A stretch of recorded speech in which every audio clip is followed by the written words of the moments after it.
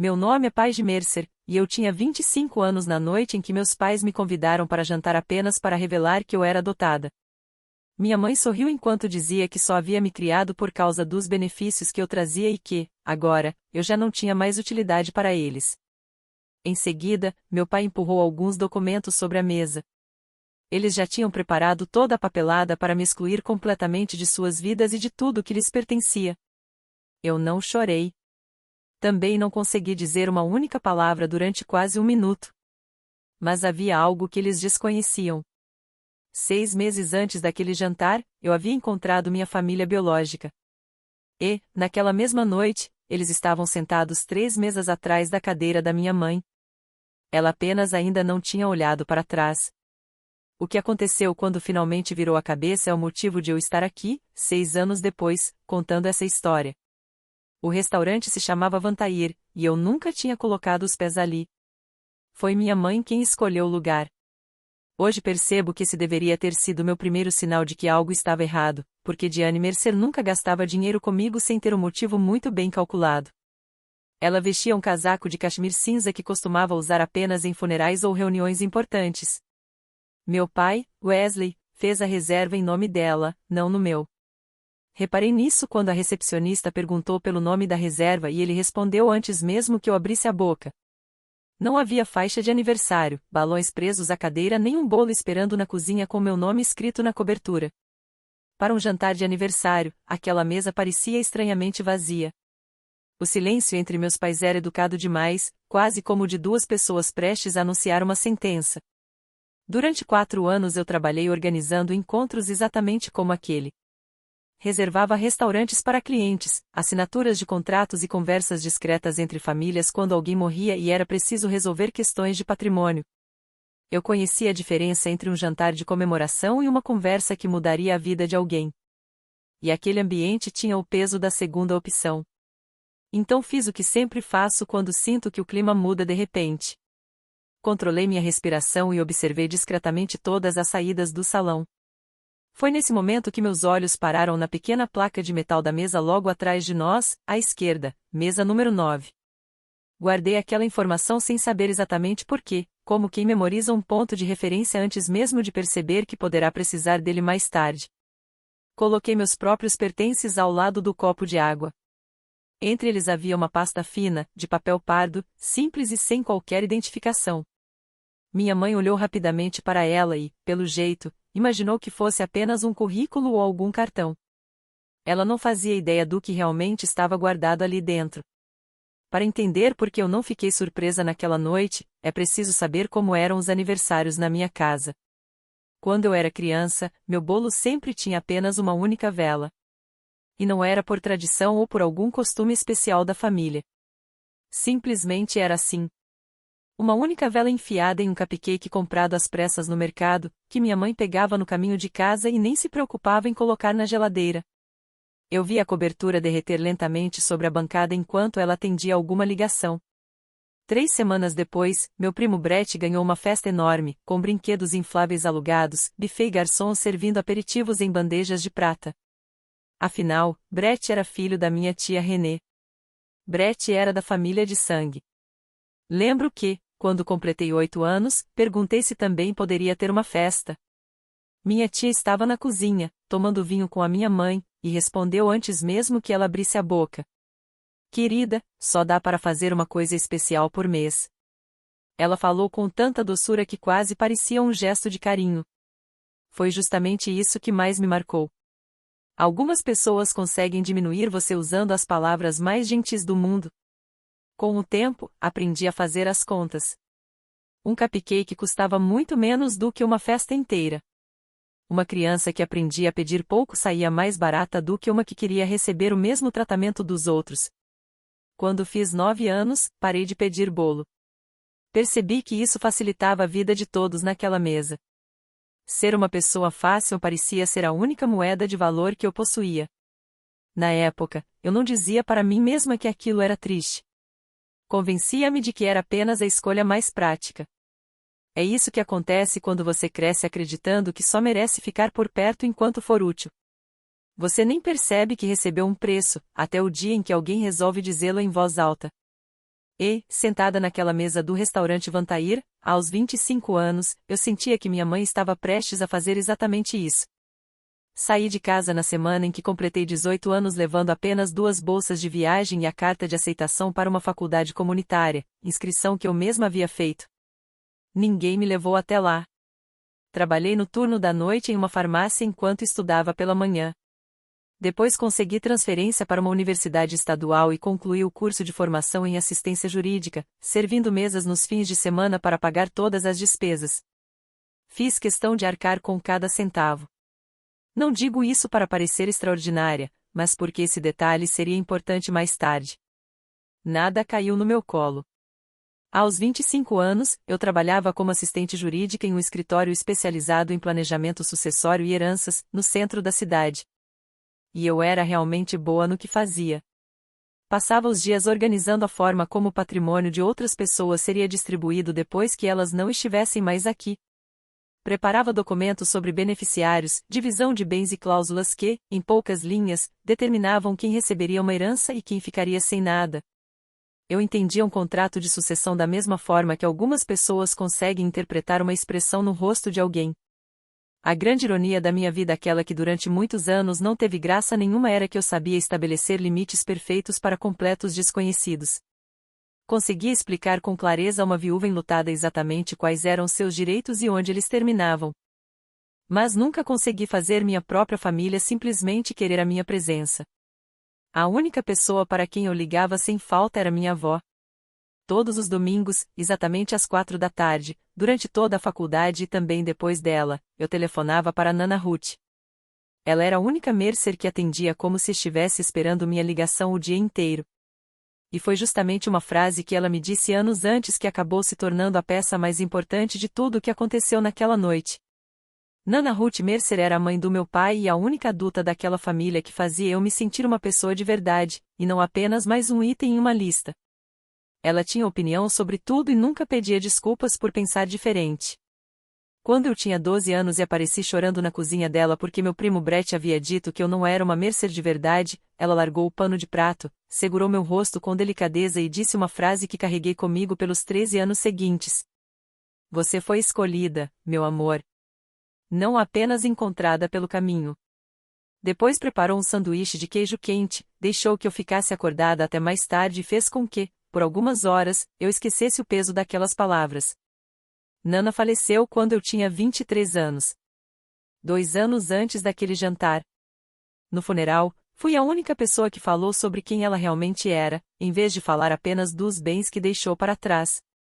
Poucas semanas depois da cerimônia, meus pais se mudaram discretamente da antiga casa simples onde moravam para uma residência muito maior, na Linden Road. Era um imóvel que estava na família havia décadas e que tinha ligação direta com o nome da Nana, de maneiras que eu compreendia muito melhor do que eles imaginavam. Na época, não dei importância.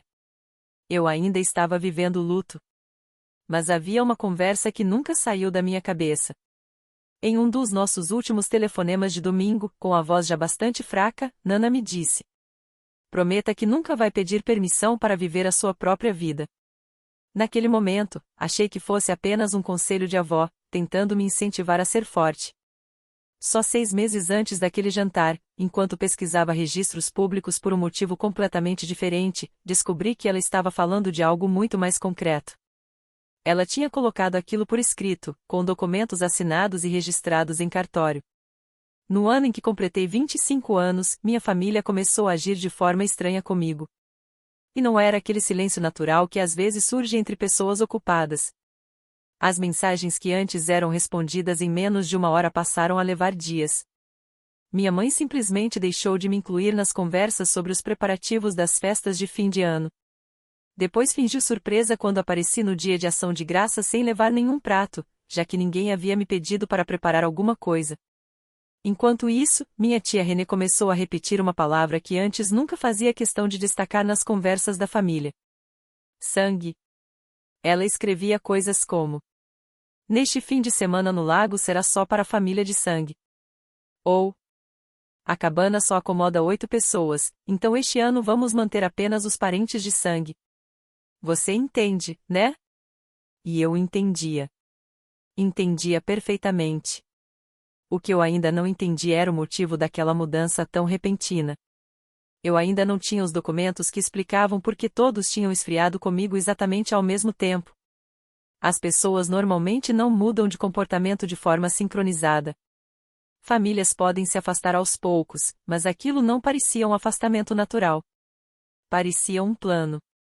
A parte analítica da minha mente não conseguia ignorar esse detalhe. Era como perceber que 3 cobranças diferentes chegaram no mesmo dia e, de repente, entender que elas faziam parte da mesma história. Então, numa noite de março, meu celular tocou. Era minha mãe. Sua voz estava muito mais calorosa do que em todo o último ano. Em vez de me sentir feliz, senti um frio estranho, como se uma fechadura invisível tivesse acabado de girar em algum lugar. Querida, disse ela. E ela só me chamava de querida quando queria alguma coisa. Nós gostaríamos de levar você para comemorar seus 25 anos do jeito que nunca conseguimos fazer antes. E todos os instintos que desenvolvi durante 4 anos lidando diariamente com os problemas e segredos de outras pessoas me diziam exatamente a mesma coisa: aquilo estava perfeito demais.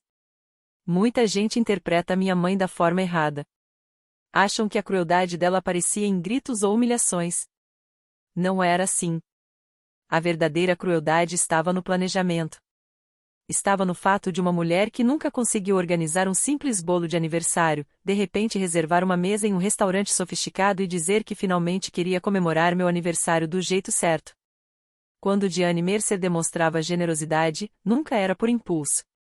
Era porque, na cabeça dela, aquilo traria algum retorno mais tarde. Passei a vida inteira assistindo a esse comportamento. A única diferença era que, dessa vez, eu tinha me tornado um investimento. Então aceitei o convite com um sorriso e uma voz tranquila, exatamente como ela mesma tinha me ensinado a fazer. Depois desliguei o telefone e fiquei sentada por muito tempo na mesa da minha cozinha. Fiz o que sempre faço quando alguma coisa não parece fazer sentido. Comecei a montar a linha do tempo. Pensei na casa da Linden Road. Pensei na palavra sangue, que havia surgido de repente nas conversas da família. Pensei nas últimas palavras da minha avó. E também pensei na pasta de papel pardo que já estava dentro da minha bolsa de trabalho. Eu a havia preparado 6 meses antes, por motivos que não tinham nenhuma relação com minha mãe, mas sim com a decisão de finalmente descobrir de onde eu realmente vinha. Não liguei de volta para fazer perguntas. Não contei que eu havia consultado os registros públicos. Em vez disso, fiz algumas ligações. Ligações discretas. Daquelas que você faz quando decide que não será pega de surpresa. Quando escolhe chegar preparada. Ainda não vou contar para quem telefonei. Mas posso dizer qual é a regra que passei a seguir depois de tantos anos. Minha avó nunca falou isso diretamente, mas me ensinou da mesma forma. Sempre que minha mãe se tornava gentil demais, era porque alguém naquela mesa estava prestes a perder alguma coisa. Dessa vez, eu apenas garanti que essa pessoa não seria eu. Muita gente imagina que esta história gira em torno de dinheiro. E eu entendo o motivo. Existiam documentos, uma casa de família, um possível testamento e uma pasta cheia de papéis importantes.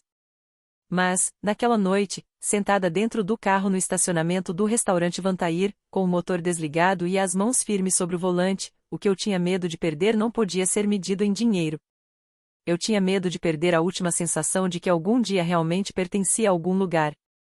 Porque, por mais fria que aquela casa tivesse sido, por mais que cada aniversário e cada reunião de família parecessem apenas uma troca de interesses, aquela ainda era a única história sobre minhas origens que eu conhecia. Eles ainda eram, oficialmente, meus pais. E, se naquela noite cortassem esse último vínculo, como eu suspeitava que fariam, então eu me tornaria exatamente aquilo que Brett havia dito quando eu tinha 12 anos. Não uma Mercer de verdade. Apenas uma garota que alguém resolveu acolher por um tempo e depois abandonar. Era justamente essa ferida que eles pretendiam abrir. E sabiam exatamente onde machucar, porque passaram a minha vida inteira pressionando esse mesmo ponto. O que eles não imaginavam era que aquela ferida já tinha cicatrizado. 6 meses podem mudar completamente uma vida, quando as pessoas certas finalmente encontram você. Olhei meu reflexo no espelho do quebra-sol, peguei a pasta que estava ao meu lado e caminhei pelo estacionamento com a tranquilidade de alguém que já conhecia o final da história, enquanto todos os outros ainda acreditavam que ela estava sendo escrita. Eu não estava indo para ouvir que seria rejeitada. Eu estava indo me despedir. A diferença era que essa decisão já tinha sido tomada por mim. Eles apenas ainda não sabiam. Os pedidos de bebida chegaram à mesa antes que qualquer verdade fosse dita.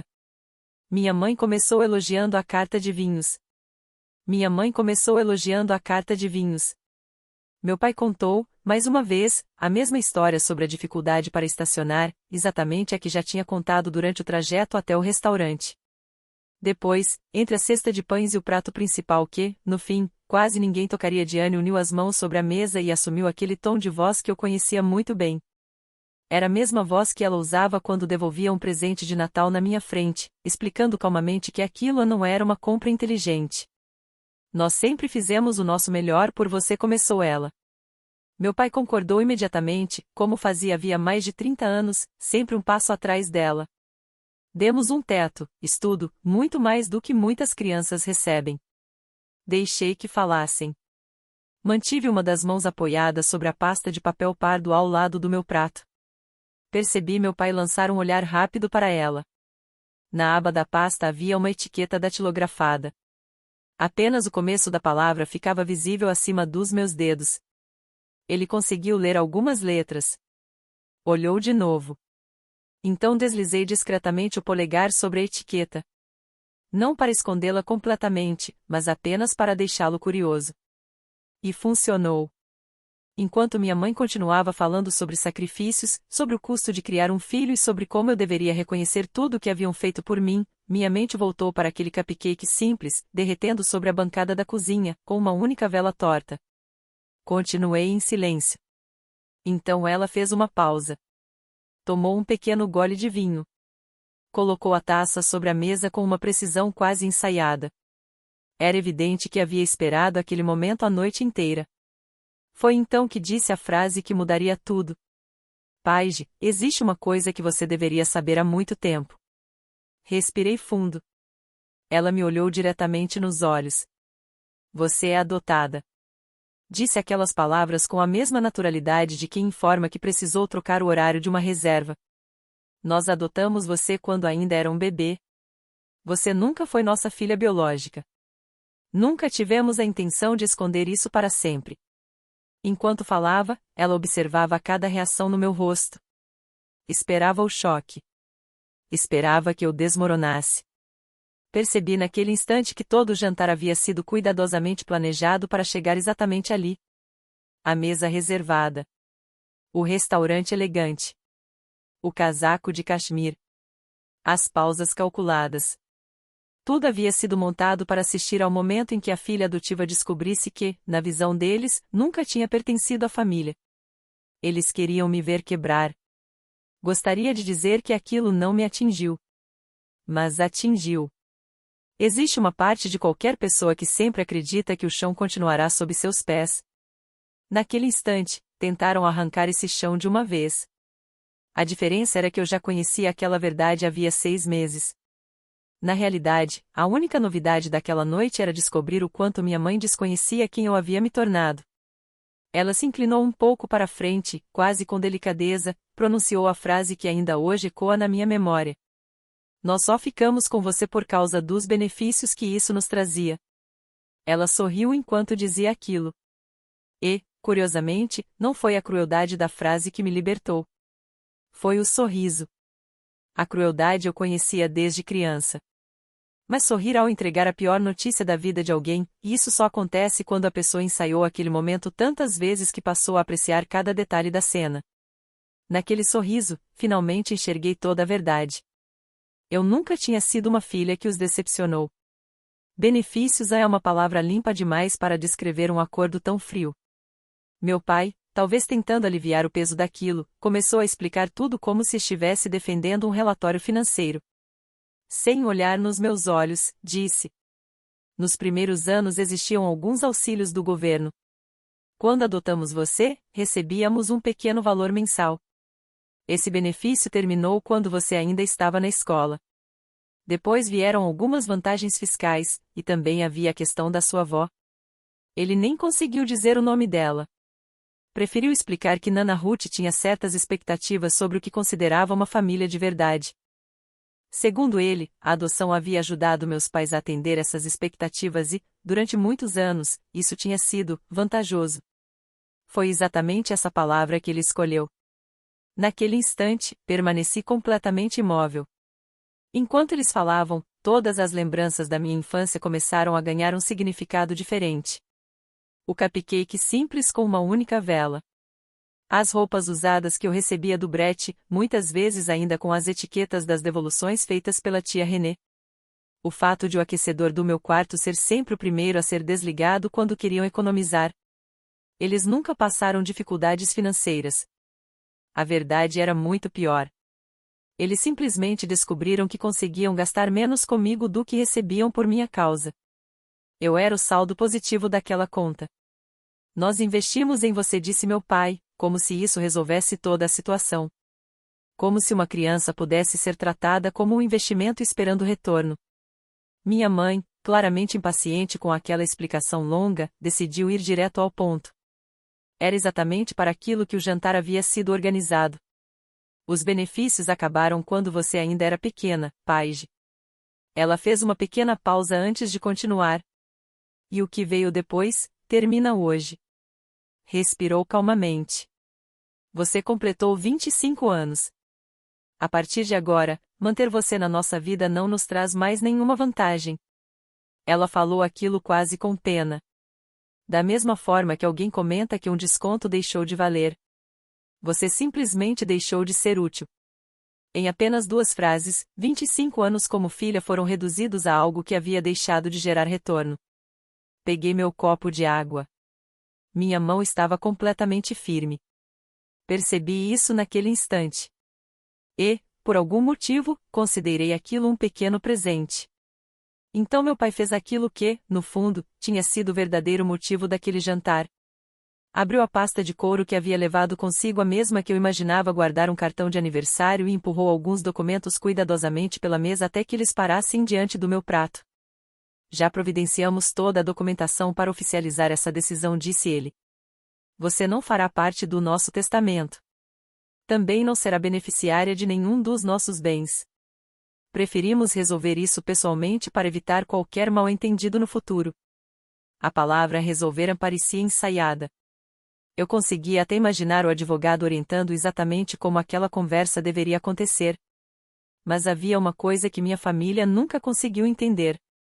Foi justamente naquele momento que toda a situação mudou para mim. E eu não precisei dizer uma única palavra. Bastaram poucos segundos para analisar a primeira página dos documentos. Era um tipo de papel que eu lia praticamente todos os dias no escritório. Meu olhar encontrou imediatamente o detalhe que eles não haviam percebido. Eles tinham preparado toda aquela encenação, usando o documento errado. Eles gastaram tempo, dinheiro e energia tentando me excluir de uma herança que, no fim das contas, nem era a parte mais importante da história. Enquanto isso, deixaram completamente de lado o único documento que realmente decidiria tudo. Eles não faziam ideia do que eu já sabia. Na cabeça deles, todo o poder daquela conversa estava concentrado no testamento que haviam preparado. Foi ali que decidiram atacar. E eu não tinha a menor intenção de corrigi-los. Existe uma regra que aprendi trabalhando na área jurídica: você nunca avisa o outro lado que ele está processando a pessoa errada. Você deixa que terminem o próprio erro. Por isso, apenas empurrei os documentos alguns centímetros de volta para o centro da mesa. Não aceitei. Também não recusei. Apenas deixei que continuassem acreditando que estavam no controle. Foi nesse momento que o celular da minha mãe, ainda dentro da bolsa, transmitiu a voz da minha tia René pelo viva-voz. Aquilo não me surpreendeu nem um pouco. Claro que ela estava ouvindo. Boa parte daquela situação tinha sido planejada por ela. Família de sangue cuida da própria família, Paige. Ela falou com uma calma que escondia uma crueldade enorme. Você sempre soube disso. Eu não chorei. Quero ser sincera. Uma parte de mim imaginava que choraria. A menina de 12 anos que ainda existia dentro de mim estava esperando por aquele momento desde o dia em que Brett disse que eu nunca seria uma Mercer de verdade. Mas a mulher de 25 anos apenas levou o copo de água até os lábios, tomou um gole lentamente e o colocou de volta sobre a mesa sem fazer o menor barulho. Então percebi algo que jamais tinha visto no rosto da minha mãe. Decepção. Não comigo. Com a cena. Ela havia imaginado aquele jantar inúmeras vezes. No roteiro dela, eu deveria estar chorando. Deveria implorar. Deveria desmoronar diante deles. Mas nada disso aconteceu. E aquilo estava destruindo o final que ela tinha preparado. Você não vai dizer nada? Perguntou. Agora sua voz já não era tão tranquila. Havia irritação escondida entre as palavras. Como acontece quando alguém perde o controle da própria encenação. Pensei em tudo o que poderia responder. 25 anos de sentimentos estavam presos atrás de um único silêncio. Foi então que ela cometeu o erro que pessoas como ela sempre acabam cometendo. Sem suportar a falta de reação, resolveu repetir a mesma frase, acreditando que funcionaria novamente. Nós só ficamos com você por causa dos benefícios. Dessa vez falou mais devagar, enfatizando cada palavra, esperando finalmente me atingir. Mas uma frase perde a força quando deixa de ser uma revelação. Na primeira vez, aquilo tinha sido um choque. Na segunda, era apenas uma confissão. E ela dizia muito mais sobre quem minha mãe era do que sobre quem eu era. Ajeitei o guardanapo sobre meu colo, alisei o tecido com calma e deixei que ela assistisse, impotente, ao fato de que eu simplesmente não iria me quebrar. Foi então que, atrás dela, na mesa número 9, vi uma mulher virar lentamente a cabeça em nossa direção. Ela tinha exatamente o mesmo formato de queixo que eu. E, no instante em que nossos olhares quase se cruzaram, ela permaneceu completamente imóvel. Para explicar por que aquela mulher estava ali e o que realmente havia dentro da pasta que eu carregava, preciso voltar 6 meses no tempo. Tudo começou na semana em que 2 envelopes chegaram à minha casa e mudaram completamente a maneira como eu entendia a minha própria história. O primeiro era o que eu esperava havia muito tempo. Depois da morte da Nana, finalmente me inscrevi no cadastro estadual que ajuda pessoas adotadas a reencontrarem suas famílias biológicas. Fiz isso sem muita esperança. Achava que provavelmente nunca receberia resposta. Mas, 8 semanas depois, encontrei uma carta na caixa de correio. A caligrafia era desconhecida. As letras eram cuidadosas, arredondadas, como se quem as tivesse escrito tivesse ensaiado cada frase antes de colocar tudo no papel. A carta era de Susan Hale. Ela escreveu que tinha apenas 19 anos quando precisou me entregar para adoção. Contou que aquela nunca havia sido a escolha que desejava fazer e que, durante 25 anos, pensava em mim todo mês de março, imaginando como estaria minha vida. Também escreveu que, se algum dia eu quisesse conhecê-la, ela atravessaria qualquer distância para me encontrar. Não havia cobranças. Não havia exigências. Nenhuma expectativa. Apenas um convite sincero. No final da carta, assinou seu nome e acrescentou uma última frase. Foi justamente essa frase que reli tantas vezes que o papel acabou ficando gasto nas dobras. Eu nunca deixei de guardar um lugar para você. 3 dias depois chegou o segundo envelope. Naquele momento, achei que ele não tivesse qualquer relação com Susan. Estava enganada. Pouco tempo antes, o Estado havia passado a permitir que pessoas adotadas maiores de 21 anos solicitassem acesso à própria certidão de nascimento original por meio do mesmo cadastro de reencontro familiar. Assim que recebi a carta de Susan, fiz esse pedido. Enquanto aguardava a documentação, resolvi consultar também os registros relacionados ao patrimônio da Nana Ruth. Era um hábito profissional. Da mesma forma que um dentista acaba observando os dentes de qualquer pessoa, eu tinha o costume de analisar documentos jurídicos sempre que surgia a oportunidade. Foi então que encontrei algo inesperado. No plano de distribuição do Ruth Mercer Family Trust, elaborado 2 anos antes da morte da minha avó e administrado por um banco não pelos meus pais, havia uma cláusula muito específica. Ela dizia que os pagamentos destinados a Wesley e Diane Mercer, referentes aos cuidados prestados à beneficiária, seriam encerrados quando eu completasse 25 anos. A partir dessa data, todo o restante passaria diretamente para mim. Não através do patrimônio deles. através do patrimônio da minha avó.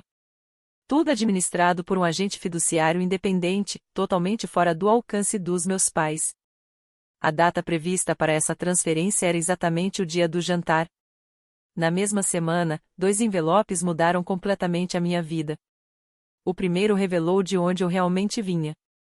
O segundo explicou, em documentos oficialmente registrados pela minha avó, exatamente o que meus pais estavam prestes a perder, e por que, de repente, tinham tanta pressa em me afastar. Não telefonei para minha mãe para confrontá-la. Não gritei. Nunca acreditei que explosões emocionais fossem uma boa estratégia. Depois de anos trabalhando com disputas familiares, vi pessoas destruírem a própria posição por causa de alguns minutos de raiva, enquanto advogados transformavam cada palavra em prova. Eu tinha outra arma. O procedimento correto. Foi exatamente isso que escolhi. Tirei um dia de folga do trabalho e levei toda a documentação para uma advogada especializada em sucessões que não possuía qualquer ligação com minha família. Paguei pela consulta com minhas próprias economias. Queria apenas confirmar aquilo que eu já suspeitava. Ela confirmou. Os pagamentos destinados aos meus pais eram legítimos. Vinham sendo feitos havia muitos anos. E seriam encerrados automaticamente quando eu completasse 25 anos. Durante quase 2 décadas, Wesley e Diane receberam mensalmente recursos do fundo criado pela minha avó enquanto moravam na casa mantida por esse mesmo patrimônio. Depois do meu aniversário, o restante dos bens passaria para mim exatamente como estava previsto. Tudo seria executado pelo administrador independente do trust. Meus pais não tinham qualquer documento que pudesse impedir isso. Não importava o que assinassem. Não importava o que tentassem alterar. Nem mesmo destruir papéis mudaria aquela decisão. Foi aí que percebi algo importante. O testamento que eles estavam usando para me intimidar não tinha influência nenhuma sobre aquilo. Aquela tentativa de me deserdar era apenas uma encenação. Eles estavam lutando a batalha errada. Minha advogada perguntou se eu gostaria de avisá-los antes, tentando evitar um confronto maior. Respondi que não. Disse que só precisava que ela colocasse 3 documentos dentro de uma única pasta. E nada mais. O primeiro seria a carta confirmando oficialmente que eu já estava representada por uma advogada. O segundo documento era o cronograma oficial de distribuição do patrimônio, onde aparecia, em preto e branco, a data exata em que tudo seria transferido. O terceiro era minha certidão de nascimento original, com o nome de Susan Hale registrado no campo destinado à mãe. Quando chegasse a hora, todos naquela mesa entenderiam exatamente qual família eu estava deixando para trás, e qual eu havia escolhido manter na minha vida. Fechei a pasta. Coloquei uma etiqueta na aba. Guardei tudo dentro da minha bolsa. Durante 6 meses carreguei aqueles documentos comigo como quem leva um segredo silencioso, esperando apenas o momento certo para usá-lo. O convite para aquele jantar apenas indicou quando seria a hora de abrir a pasta. Conheci Susan Hale em uma pequena lanchonete localizada entre as cidades onde morávamos. Ela escolheu aquele lugar porque não queria que eu precisasse dirigir muito. Esse simples gesto de consideração me emocionou mais do que qualquer discurso poderia ter feito. Ela estava claramente nervosa. Levou consigo um álbum de fotografias que abria e fechava o tempo todo, sem coragem de me mostrar. Parecia acreditar que ainda não tinha conquistado esse direito. Ela tinha o mesmo formato de queixo que eu. E também o mesmo hábito de ficar em silêncio quando as emoções eram grandes demais para caber em palavras. Ao longo daqueles 6 meses fomos construindo nossa relação com calma. Como quem conserta uma ponte enquanto ainda está atravessando por ela. Descobri que tinha um meio-irmão chamado Danny, de 20 anos, desajeitado, curioso e cheio de perguntas. Menos de uma semana depois de nos conhecermos, ele já me enviava memes pelo celular como se eu sempre tivesse feito parte da rotina dele. Também conheci minha avó biológica, Pearl. Ela era uma senhora pequena, cheia de energia e personalidade. Assim que me viu pela primeira vez, sorriu e disse: "Então você finalmente chegou." Ela falou aquilo como se eu tivesse apenas me atrasado alguns minutos, e não passado 25 anos distante deles. O mais difícil para mim era entender uma coisa. Nenhum deles queria algo em troca. Nunca me pediram dinheiro. Nunca pediram favores. Nunca esperaram que eu desempenhasse algum papel específico. Aquilo era completamente novo para mim. No nosso terceiro encontro, Susan disse uma frase que acabou se tornando uma das maiores verdades da minha vida. Nós sempre guardamos um lugar para você. Nunca deixamos que outra pessoa ocupasse esse espaço. Eu, que passava os dias escrevendo cláusulas jurídicas impecáveis sobre heranças, beneficiários e direitos, fiquei completamente sem saber o que fazer. Sentada naquele banco simples da lanchonete, percebi que, pela primeira vez, alguém queria minha presença sem esperar qualquer benefício em troca. Depois de 25 anos acreditando que meu valor dependia da utilidade que eu tinha para os outros, eu simplesmente não sabia como era ser bem-vinda. E precisava aprender isso rapidamente. Existe uma enorme diferença entre ser necessário e ser desejado. Durante toda a minha vida, eu só conhecia a primeira situação. Ser necessária era algo que eu entendia perfeitamente. Era quase um emprego. Você comparecia. Cumpria seu papel. Não criava problemas. Facilitava a vida de todos. E, como recompensa, ganhava o direito de continuar ocupando seu lugar por mais algum tempo. Passei anos confundindo essa estabilidade com amor. Era como percorrer o mesmo caminho todos os dias e acabar acreditando que o trajeto era, na verdade, o destino. O que Susan, Dani e Per estavam me oferecendo era completamente diferente. Eles não esperavam desempenho. Não havia tarefas. Não existia nenhuma condição. E, curiosamente, isso me assustava muito mais do que minha própria mãe. Na primeira vez que Susan me telefonou apenas para perguntar como tinha sido minha semana, fiquei esperando descobrir qual era o verdadeiro motivo daquela ligação. Passei toda a conversa tentando encontrar alguma intenção escondida. Quando desliguei e percebi que não existia interesse algum além da vontade de conversar comigo, precisei parar o carro no acostamento. As lágrimas não me deixavam enxergar a estrada. Mesmo assim, continuei testando aquelas pessoas de maneiras das quais hoje não me orgulho. Às vezes cancelavam o encontro de última hora apenas para descobrir se eles ficariam bravos ou me fariam sentir culpada. Eles nunca fizeram isso. A única resposta que eu recebia era: não tem problema. A gente marca outro dia. E eles falavam sério. Durante muito tempo eu insistia em pagar todas as contas quando saíamos juntos. Era minha forma de tentar justificar minha presença, como se ainda precisasse conquistar o direito de estar ali. Até que, certo dia, Per segurou meu rosto com as duas mãos, exatamente como Nana Ruth costumava fazer, e disse com um sorriso: você não precisa comprar seu lugar nesta família. Esse lugar já estava reservado para você há muito tempo. Pouco a pouco, ao longo daqueles 6 meses, o peso que eu carregava desde a infância começou a diminuir. Não desapareceu de uma vez. Mas finalmente deixou de apertar. Pela primeira vez em 25 anos, comecei a acreditar que alguém podia simplesmente querer minha companhia. Sem esperar nada em troca. Por isso, quando minha mãe telefonou dizendo que queria comemorar meu aniversário do jeito certo, eu já sabia exatamente com quem queria passar aquela noite. Só resolvi fazer as duas coisas ao mesmo tempo. Na mesma noite em que minha mãe reservou uma mesa no restaurante Vantair, liguei para Susan. Fiz uma pergunta que passei a vida inteira com medo de fazer para qualquer pessoa. Você aceitaria ir ao meu jantar de aniversário? Contei tudo. Falei sobre meus pais. Sobre minhas desconfianças. Sobre o patrimônio da minha avó. Sobre a conversa que eu tinha certeza de que estava prestes a acontecer. Expliquei que ainda não sabia exatamente quais palavras eles usariam, mas tinha certeza de uma coisa.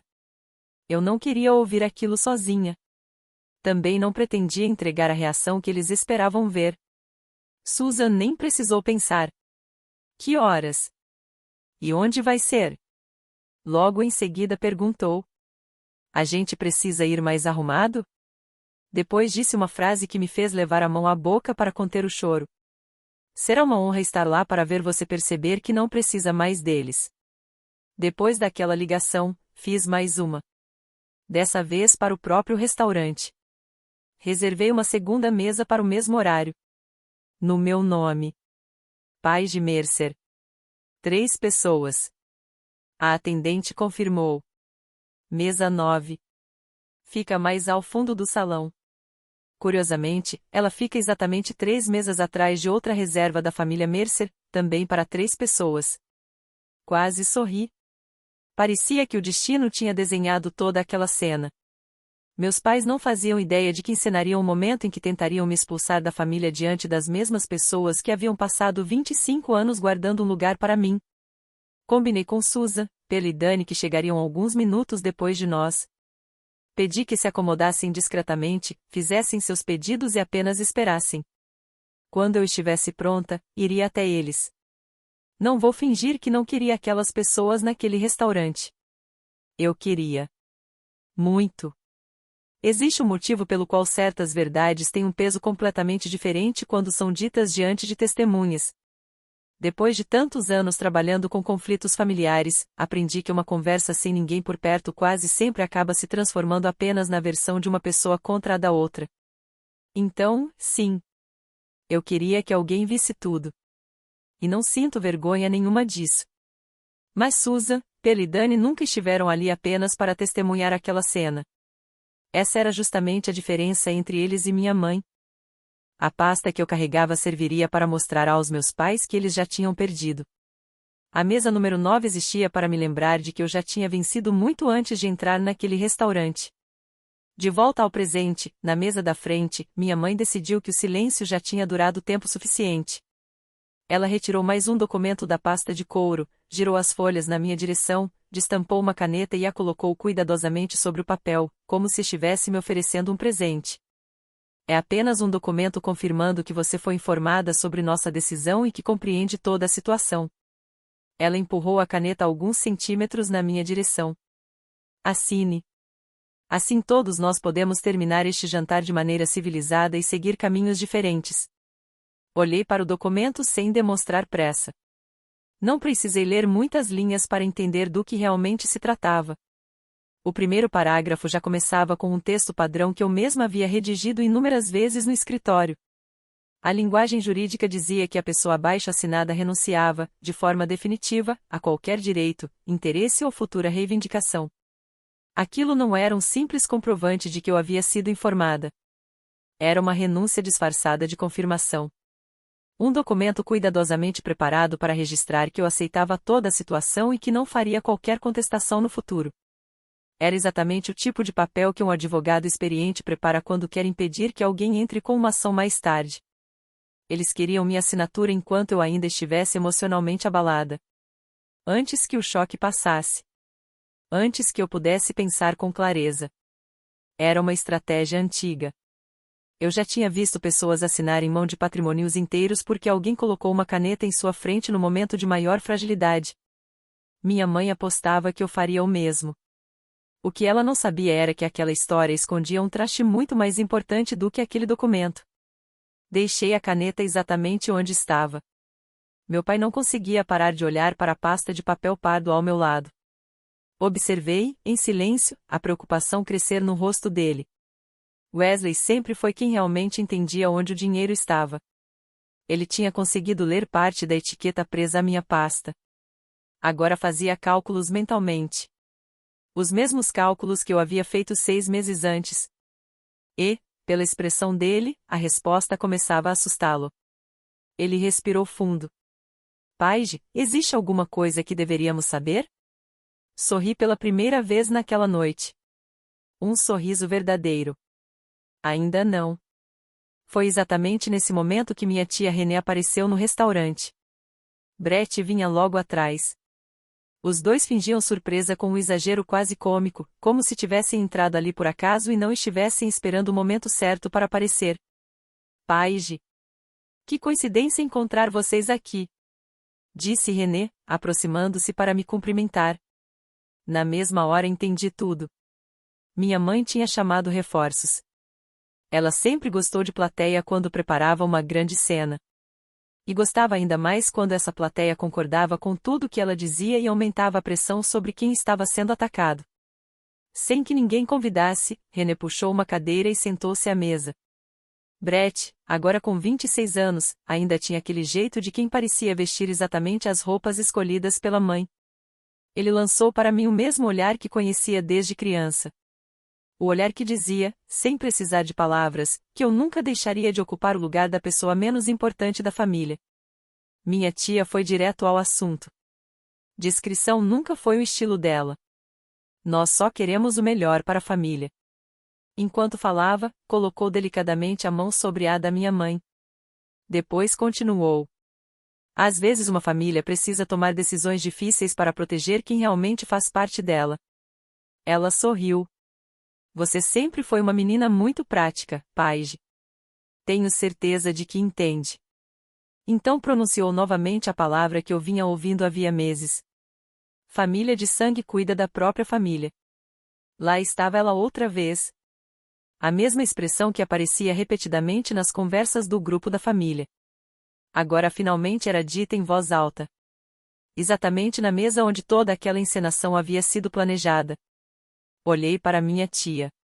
A mesma mulher que, quando completei 8 anos, respondeu por minha mãe e explicou a uma criança que ela não merecia ganhar uma festa de aniversário. Naquele instante senti desaparecer o último resquício de obrigação que ainda existia dentro de mim. Porque finalmente compreendi uma coisa. Eu não estava perdendo aquelas pessoas. Já as tinha perdido há muito tempo. Essas não eram pessoas que eu estava perdendo. Eram pessoas que eu finalmente estava deixando para trás. Passei anos carregando o peso daquela família nas costas. Muito mais tempo do que eles mereciam. E, pela primeira vez, senti um enorme alívio ao perceber que meus braços já não precisavam sustentar tudo aquilo. Do outro lado da mesa, meu pai permanecia em silêncio. Enquanto René continuava falando sobre o bem da família, ele olhava fixamente para as próprias mãos. Então se inclinou discretamente na minha direção e falou tão baixo que apenas eu consegui ouvir. Sua avó amava você. Foi só isso. Ele parou ali. Naquele breve instante, consegui enxergar uma versão diferente de Wesley Mercer. A versão de um homem que talvez existisse se, em algum momento da vida, tivesse escolhido fazer o que era certo em vez do que era mais confortável. Seus olhos estavam marejados. Eu nunca duvidei de que ele amava a própria mãe. E acho que, naquele momento, ele compreendeu algo que evitou admitir durante anos. Nana Ruth havia protegido meu futuro com documentos e decisões cuidadosamente planejadas justamente porque não confiava que o próprio filho faria isso por ela. Imagina o peso que essa verdade carregava.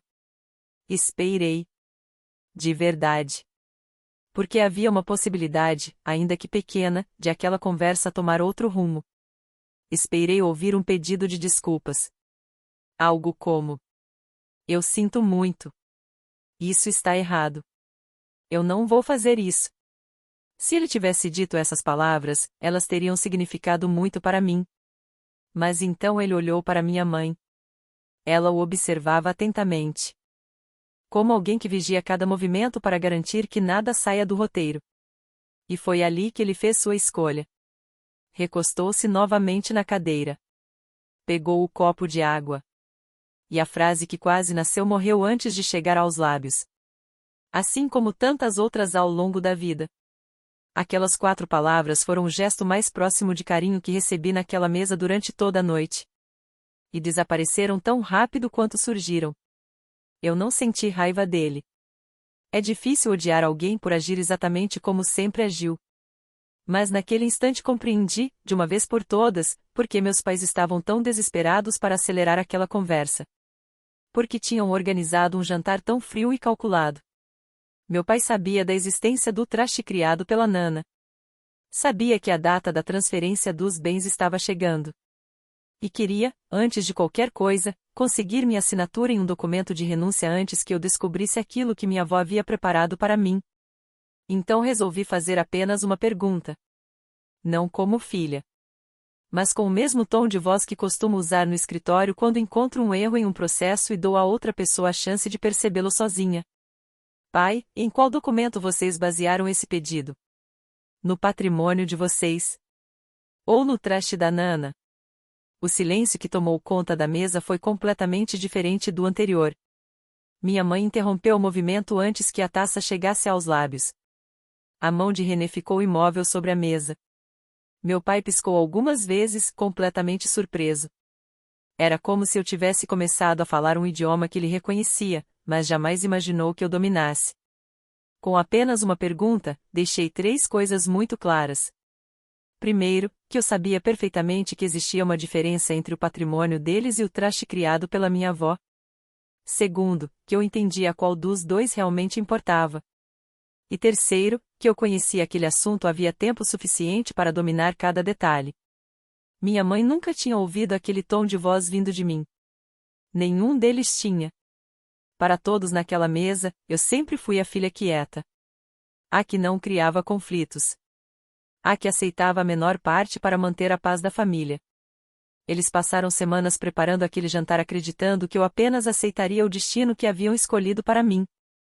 Jamais imaginaram que eu fosse analisar tudo como quem revisa um processo em busca de erros. O quê? Perguntou minha mãe. A voz saiu bem mais fraca do que ela pretendia. Do que você está falando? Não respondi imediatamente. Aprendi, ao longo dos anos, que quem não tem pressa para responder costuma ser a pessoa que realmente controla a conversa. Girei lentamente meu copo de água sobre a toalha de mesa, alinhei-o ao lado da pasta de papel pardo e olhei para meu pai. Ele estava completamente pálido. E, pela expressão em seu rosto, percebi que já tinha entendido tudo. Sem dizer uma palavra, seus olhos pareciam implorar para que eu não abrisse aquela pasta. Mesmo assim, eu a abri. Sem dramatizar. Sem levantar a voz. Sem bater documentos sobre a mesa. Apenas virei a pasta na direção deles e organizei 3 folhas lado a lado sobre a toalha branca, exatamente da mesma maneira que faço quando preciso explicar um caso a um cliente. Primeiro, a carta da minha advogada, em papel timbrado, confirmando oficialmente que eu já estava representada. Depois, o cronograma de distribuição do Ruth Mercer Family Trust. A cláusula mais importante já estava destacada. Por fim, coloquei minha certidão de nascimento original. Lá estava o nome de Susan Hale, ocupando o espaço onde minha mãe sempre acreditou que o nome dela deveria estar. Não precisei apontar nada. Os documentos falariam por si. Como sempre fazem. Os olhos da minha mãe foram direto para o traste. Era inevitável. Alguma parte dela sempre soube onde realmente estava o dinheiro. Observei seu olhar percorrer lentamente as linhas do documento. Ela leu cada palavra. Os pagamentos destinados a Wesley e Diane Mercer seriam encerrados automaticamente quando a beneficiária completasse 25 anos. Depois disso, todo o restante do patrimônio passaria para a neta da instituidora do trust. Para Paige. Vi exatamente o momento em que ela encontrou a palavra remanescente. Depois, meu nome. A cor começou a desaparecer do seu rosto lentamente. Como uma cortina sendo fechada. Ela olhou para mim. Depois para meu pai. Voltou aos documentos. Leu tudo novamente, como fazem as pessoas que ainda esperam encontrar uma interpretação diferente na segunda leitura. Mas o texto continuava exatamente igual. E continuaria igual para sempre. Mãe? Falei com calma. Agora eu podia falar com calma. Vocês entraram com os documentos contra o patrimônio errado. A família da qual vocês tentaram me excluir sempre foi a menor parte da história. Minha mãe sempre foi extremamente rápida para entender situações. Reconheço isso. Mesmo assim, levou alguns segundos para todas as peças finalmente se encaixarem. Vi aquele quebra-cabeça se formar diante dos meus olhos. A casa da Linden Road. Mantida com recursos do trust. A residência onde ela acreditava que viveria pelo resto da vida. Os pagamentos mensais que sustentaram o conforto dela durante tantos anos. Pagamentos que seriam encerrados automaticamente naquela mesma noite. E, acima de tudo, o restante do patrimônio. O verdadeiro patrimônio. Aquilo que ela passou décadas vendo de perto, mas jamais teve controle para administrar. Tudo estava sendo transferido exatamente naquele dia para a mesma filha que ela acabará de dizer que já não servia para nada. Então ela olhou para o documento de renúncia que havia colocado diante de mim poucos minutos antes. O papel que ela imaginava ser sua grande jogada. Se eu tivesse assinado, não teria mudado absolutamente nada. A renúncia dizia respeito ao patrimônio dos meus pais. Mas o valor real nunca esteve ali. Ela havia preparado toda a estratégia para proteger um testamento. e ignorado completamente o traste que realmente decidia tudo. A crueldade daquela noite não custou nada. O erro deles, por outro lado, sairia extremamente caro. Foi naquele momento que aprendi a última lição que minha mãe ainda tinha para me ensinar. Pessoas como ela nunca pedem desculpas quando são desmascaradas. Elas simplesmente mudam de estratégia. O rosto dela se transformou em segundos. A frieza desapareceu, dando lugar a uma falsa ternura cuidadosamente ensaiada. Então ela estendeu a mão sobre a mesa, tentando segurar a minha. Paige, disse ela com uma voz suave, carregada de uma doçura que eu jamais tinha ouvido quando isso exigia algum sacrifício da parte dela. Nós ainda somos seus pais. Não importa o que esteja nesses documentos, isso não muda quem somos. Nós somos uma família. Família. A mesma palavra dita pela mulher que, apenas 20 minutos antes, havia confessado sem vergonha: nós só ficamos com você por causa dos benefícios. Olhei para a mão dela estendida na minha direção. Não a segurei.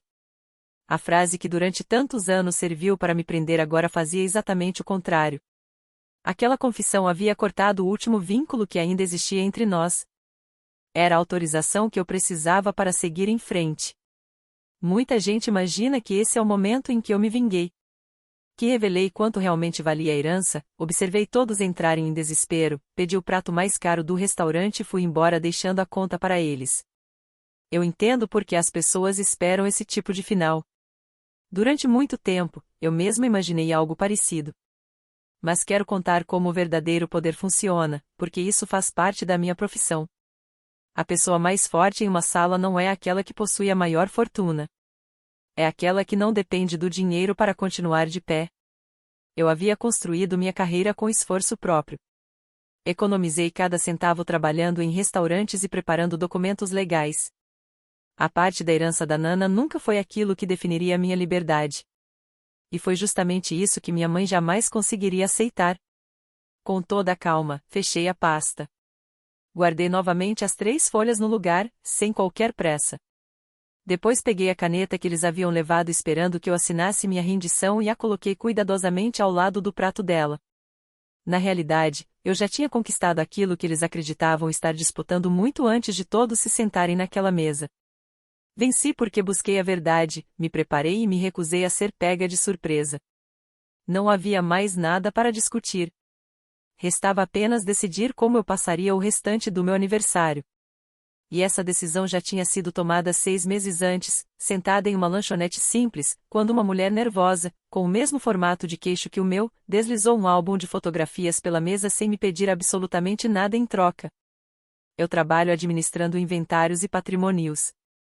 E sempre digo a mesma coisa aos meus clientes quando aparecem pessoas interessadas apenas no que podem ganhar.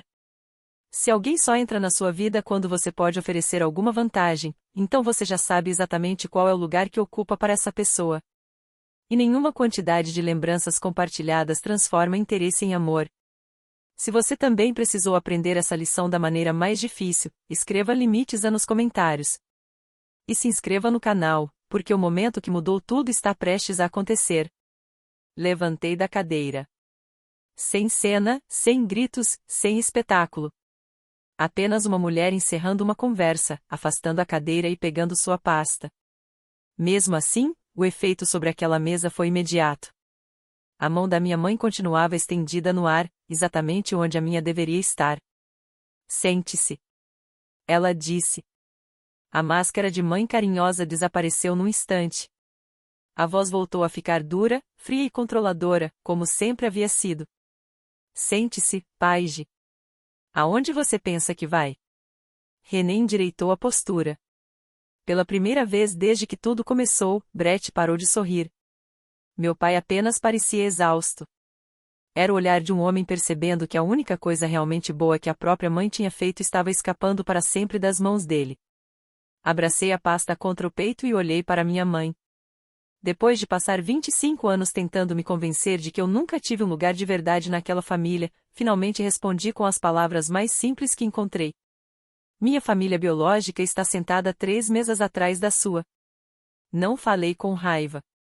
Não havia necessidade. Aquela frase tinha sido verdadeira durante todo o jantar. Era verdade enquanto ela sorria, ensaiava cada palavra e empurrava o documento para que eu abrisse mão dos meus direitos. Era verdade o tempo inteiro. Ela acreditava que estava me rejeitando diante de completos desconhecidos. Mas eles não eram desconhecidos. Ela fez tudo isso a poucos metros das pessoas que já tinham reservado um lugar para mim muito antes de ela decidir que eu não tinha mais utilidade. Fiquei observando minhas palavras atravessarem a mesa e atingirem o alvo. Minha mãe começou a se virar lentamente na cadeira. Era aquele tipo de movimento de quem, no fundo, já sabe o que vai encontrar, mas ainda torce para estar enganado. Os ombros cobertos pelo casaco elegante giraram devagar. O rosto acompanhou o movimento. E então ela viu. Na mesa 9, 3 mesas atrás da nossa, sob a luz suave do restaurante, estavam Susan, Per e Dani. Eles estiveram ali durante todo o tempo. Fizeram seus pedidos discretamente, quase não tocaram na comida e assistiram, em silêncio, minha mãe dizer as frases mais cruéis que já ouvi na vida. Mesmo assim permaneceram sentados, tranquilos, porque eu havia pedido que esperassem até que eu fosse até eles. Susan foi a primeira a encontrar o olhar da minha mãe. Ela não demonstrou raiva. Não sorriu por vitória.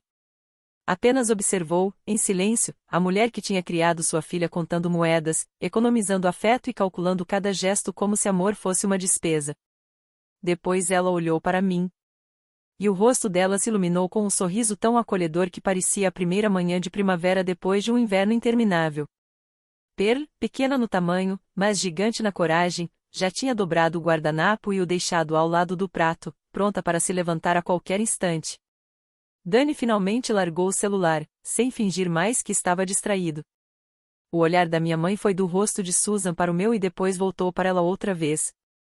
Era como se sua mente estivesse comparando cada detalhe, encaixando as semelhanças que até então ela nunca tinha percebido. Então aconteceu. Vi exatamente o instante em que ela compreendeu. A família que ela acabará de dizer que eu não tinha estava sentada a poucos metros dali, em uma mesa de verdade, esperando por mim. E aquelas pessoas tinham testemunhado tudo. Cada palavra. Cada humilhação. Cada tentativa de me diminuir. Sem que minha mãe sequer imaginasse que havia testemunhas. Ela voltou o rosto para mim. Abriu a boca para responder. Mas nenhuma palavra saiu. Pela primeira vez em toda a minha vida, minha mãe ficou sem discurso. O silêncio ocupou o lugar onde normalmente viria mais uma frase cruel. Então, da mesa 9, ouviu-se o som de uma cadeira sendo afastada. Os 3 se levantaram. Não para criar confusão. Não para enfrentar meus pais. Apenas queriam estar de pé quando eu atravessasse o restaurante em direção a eles, da mesma forma que alguém espera uma pessoa querida chegando depois de uma viagem longa. Pero foi a primeira a levantar, porque ela sempre era a primeira a agir. Logo depois veio Susan. E, por último, Dani, que se levantou tão depressa que bateu o joelho na perna da mesa. Nenhum dos 3 disse uma única palavra aos meus pais. Eles não precisaram dizer absolutamente nada. O simples fato de estarem de pé já transmitia toda a mensagem. O restaurante inteiro mergulhou naquele silêncio estranho que acontece quando pessoas desconhecidas percebem que estão testemunhando algo verdadeiro e deixam de fingir que não estão olhando. Um garçom ficou parado no meio do salão, segurando a bandeja sem conseguir dar mais um passo. Então caminhei. Passei pela minha mãe, que permanecia meio virada na cadeira, completamente sem reação. Passei por René, que finalmente tinha ficado sem argumentos sobre laços de sangue. Passei pelo meu pai. Quando cruzei por ele, nossos olhares se encontraram por um instante. Depois ele baixou a cabeça novamente, escolhendo, pela última vez, o caminho mais fácil. 15 passos. 3 mesas. 25 anos. Quando cheguei até eles, Per segurou meu rosto com as 2 mãos, exatamente como Nana costumava fazer. Susan puxou a cadeira vazia ao lado da dela. Era a 4ª cadeira. Aquela que eles haviam pedido ao restaurante para colocar na mesa, mesmo tendo feito reserva para apenas 3 pessoas.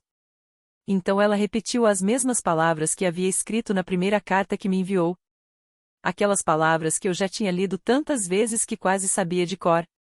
Nós guardamos um lugar para você. Sempre guardamos. Sentei naquela cadeira. Na cadeira que parecia ter esperado por mim durante toda a vida. Na única mesa onde eu já era desejada muito antes de alguém saber se um dia eu realmente apareceria. Foi nesse instante que minha mãe perdeu a única coisa que jamais havia perdido diante de outras pessoas. O controle. Ouvi a cadeira dela arrastar pelo chão. Ouvi quando ela se levantou. E vi toda a calma cuidadosamente ensaiada durante o jantar desmoronar de uma vez. Depois de tudo que gastamos com você, gritou ela. A voz já não era baixa. Ela atravessou o restaurante inteiro. Depois de tudo que fizemos por você. Escola, casa, tantos anos, e é assim que você nos agradece? Humilhando sua família por causa de dinheiro? Agora ninguém escondia mais que estava observando. As pessoas viravam o rosto sem disfarçar. Um homem sentado no bar pousou o copo apenas para acompanhar a cena. René puxava discretamente o braço da minha mãe. Diane, sente-se. Todo mundo está olhando. Mas, pela primeira vez na vida, ninguém conseguia controlar minha mãe. O roteiro tinha acabado. E, sem ele, só restava a verdade escapando por entre as palavras. Nós demos tudo para você. Ela repetiu para uma sala cheia de desconhecidos. Foi então que percebi um detalhe que dizia muito mais do que qualquer grito. Ela falou andemos. Nunca disse amamos. Mesmo naquele momento, encurralada, a palavra amor continuava ausente. Porque ela nunca fez parte daquilo que ela tinha para oferecer. Continuei sentada à mesa 9. Não me levantei para enfrentá-la. Não aumentei o tom de voz para competir com o dela. Debaixo da mesa, Susan encontrou minha mão e a segurou com firmeza. Eu apenas retribuí o gesto. Deixei minha mãe continuar gritando. Ela mesma estava fazendo todo o trabalho. Quem olhava aquela cena via apenas uma jovem tranquila, sentada ao lado de pessoas que claramente a amavam, enquanto uma mulher mais velha berrava sobre tudo o que havia pago durante a vida. E convenhamos. Ninguém escuta um pai ou uma mãe falando apenas de dinheiro e pensa, essa é uma família construída com amor. Meu pai nem sequer se levantou. Permaneceu sentado, escondendo o rosto entre as mãos. Esperei. Assim como uma tempestade acaba quando a chuva termina, deixei que ela ficasse sem palavras. Quando o silêncio voltou a ocupar o restaurante, fiz apenas mais uma coisa antes de dedicar toda a minha atenção à minha verdadeira família. Levantei da cadeira. Caminhei de volta às 3 mesas até onde meus pais estavam. Retirei uma única folha da pasta. Era o cronograma oficial da distribuição do patrimônio deixado pelo traste. Coloquei o documento sobre a toalha branca, bem na frente da minha mãe. Deixei a folha virada para cima. Depois me afastei. Eu já não precisava mais dela. Os documentos originais já estavam com a minha advogada. Aquela cópia não tinha mais valor para mim. Mas imaginei que minha mãe teria bastante tempo para analisá-la naquela que provavelmente seria a noite mais longa da vida dela. Empurrei a folha na direção dela. Pode ficar com essa. Acho que vai querer entender exatamente o que terminou hoje, e o que nunca mudou. Ela ficou olhando para o papel, sem reação. Wesley estendeu a mão como se fosse pegá-lo, mas desistiu no meio do movimento. Então olhei para os dois. Para minha mãe, que durante tantos anos calculou meu valor como se eu fosse apenas um benefício financeiro. E para meu pai, que amava tanto a própria mãe, mas nunca teve coragem de respeitar o último desejo que ela deixou. Respirei fundo. Havia apenas uma frase que eu tinha preparado com antecedência. Eu a imaginei ainda no estacionamento, antes de entrar no restaurante, prometendo a mim mesma que só a diria se realmente chegasse a esse momento. E chegou. Vocês ficaram comigo pelos benefícios. Eles guardaram um lugar para mim. Depois disso, virei as costas. Caminhei até a mesa 9. E não olhei para trás nenhuma única vez. Nem quando René chamou meu nome. Nem quando minha mãe gritou alguma coisa que eu nem consegui ouvir, e, sinceramente, também não fazia questão. Sentei novamente ao lado de Susan. Enquanto eu estava longe da mesa, ela havia pedido uma fatia de bolo de chocolate. Dani colocou no topo um pequeno aniversário com uma única vela acesa. Por um instante, senti um nó na garganta. Era impossível não perceber o significado daquele momento. Uma única vela. Exatamente como Nana sempre fazia. Susan sorriu para mim, aproximou-se e falou baixinho. Apaga a vela, querida. Faça um pedido. Foi então que percebi algo inesperado. Eu não tinha nenhum desejo para fazer. Porque tudo aquilo que eu mais queria já estava diante de mim. O traste cumpriu exatamente a missão que minha avó planejou. No dia em que completei 25 anos, os pagamentos destinados aos meus pais adotivos, Wesley e Diane Mercer, foram encerrados automaticamente, conforme as regras que Nana havia registrado oficialmente 2 anos antes de morrer. Todo o patrimônio restante foi transferido para mim por meio do banco responsável pela administração do traste. Sem interferência. Sem possibilidade de alteração. Por mais dinheiro que meus pais tivessem gasto tentando modificar o testamento, eles nunca tiveram poder sobre um patrimônio que legalmente não lhes pertencia. Quanto ao documento que tentaram me fazer assinar, continuou valendo exatamente o que sempre valeu. Nada. Menos de 1 ano depois, meus pais venderam a casa da Linen Road. Sem os pagamentos do traste, manter aquele padrão de vida se tornou impossível. Acabaram se mudando para uma casa bem menor. Também fiquei sabendo que Renée ficou furiosa quando descobriu que Brett jamais receberia um único centavo do dinheiro da Nana. A história daquele jantar começou a circular pela família. Depois ultrapassou os limites dela. Mas havia um problema para quem tentava transformar Diane Mercer em uma mãe injustiçada por uma filha adotiva ingrata. Existiam testemunhas demais. Muitas pessoas presentes naquele restaurante assistiram a uma mulher gritar sobre tudo o que havia pago, enquanto uma jovem permanecia em silêncio, de mãos dadas com a família que finalmente a acolhia de verdade. Eu nunca processei ninguém. Nunca publiquei mensagens nas redes sociais. Nunca tentei convencer ninguém da minha versão. Apenas parei de responder. Transformei o silêncio no limite que eu precisava estabelecer. E, às vezes, esse é o único limite que realmente funciona. Algumas semanas depois, meu pai me enviou uma mensagem. Apenas 3 palavras. Eu sinto muito. Sem assinatura.